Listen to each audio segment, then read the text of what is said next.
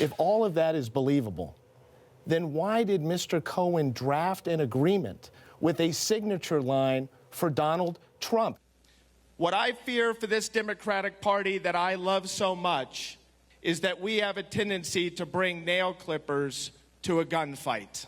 Cover-up should always matter to the American people. Are you trying to win a case or take down a president? He didn't know about the agreement. And Considering the tone of Michael Avenatti's recent public appearances, the answer is probably both, at least while the lawyer for Stormy Daniels gauges the political winds.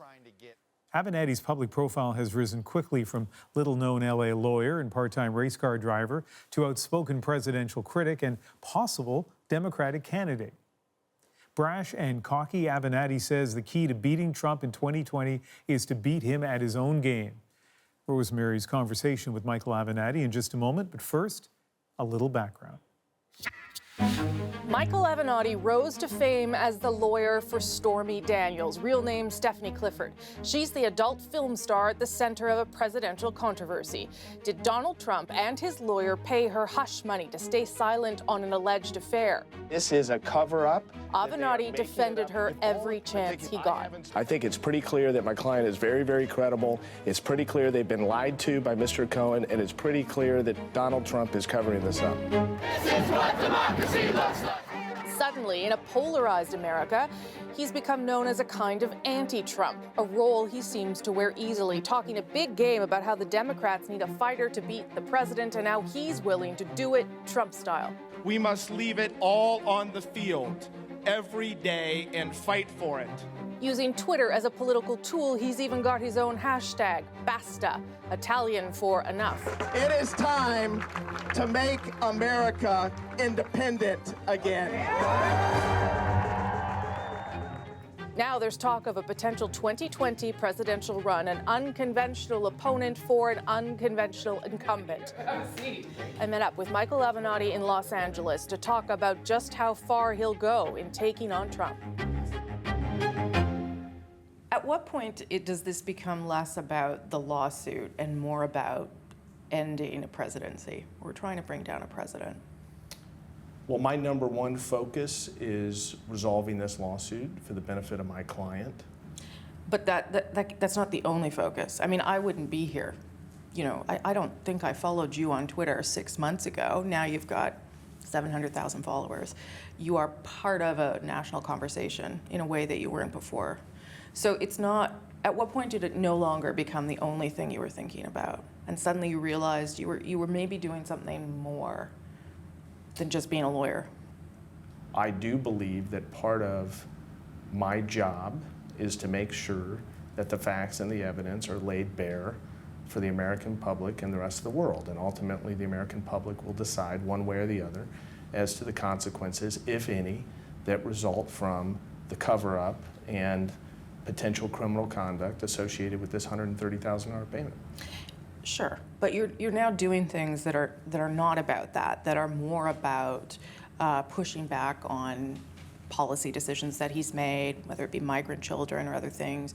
You're traveling the country, you're meeting with Democrats. So this obviously went to another level at some point when you realized, hey, I can maybe turn this into something else. Why did you decide to start even thinking about that?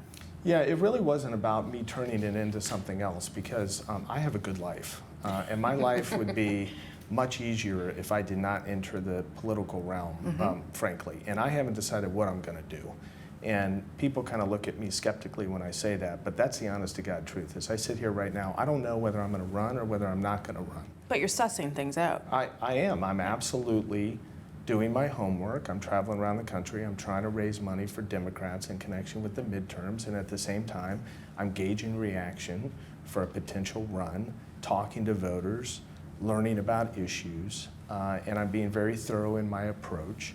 And the reason that I am even considering it is because I am very concerned that the Democrats may nominate somebody that cannot beat this guy in 2020. And the United States, and I would also venture to say the rest of the world, including our fine neighbor to the north, cannot afford 6 more years of this president. I think the consequences will be significant, and I think it will be disastrous. And I frankly believe that the future of the republic hinges on the outcome of the 2020 election. So when you're meeting with people like David Axelrod and other serious people who know how to do this, are they taking you seriously? Very.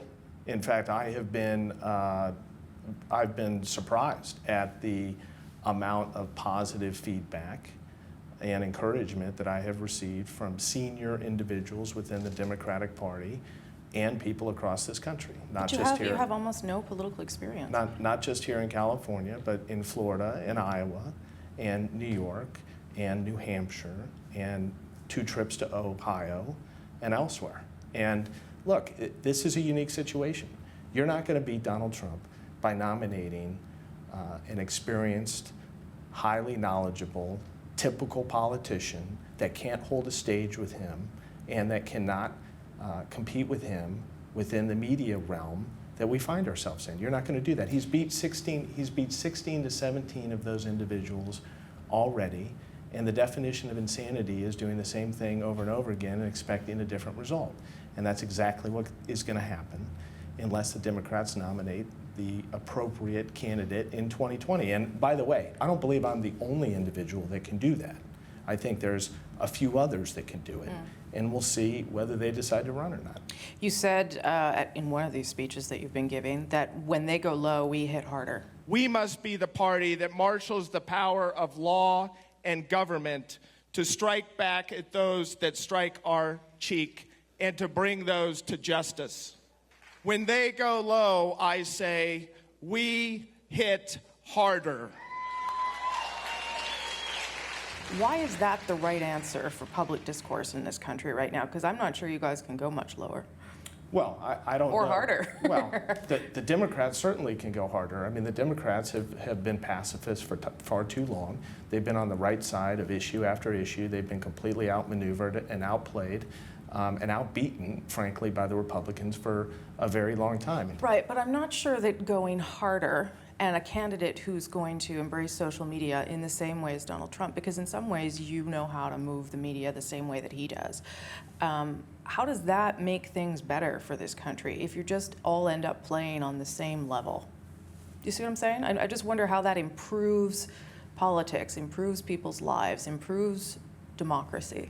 This is about winning. And if you don't win in 2020, you're never going to have a chance to implement policies that affect people's lives. You're never going to have a chance to unify this country on race or otherwise. You're just not.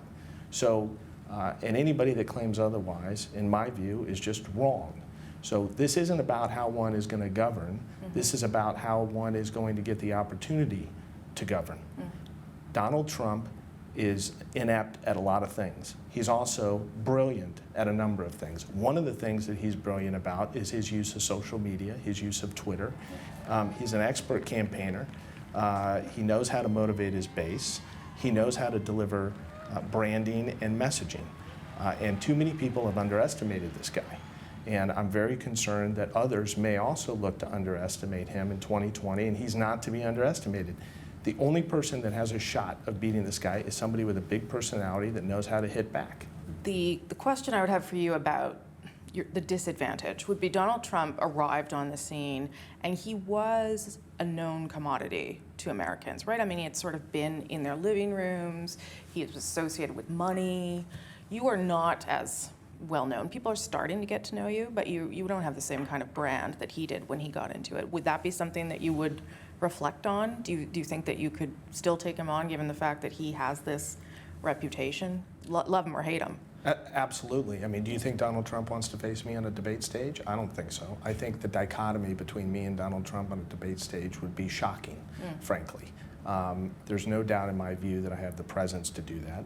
There's no doubt in my view that I certainly have the ability to go toe-to-toe with him or beyond from an intelligence and insight standpoint, frankly.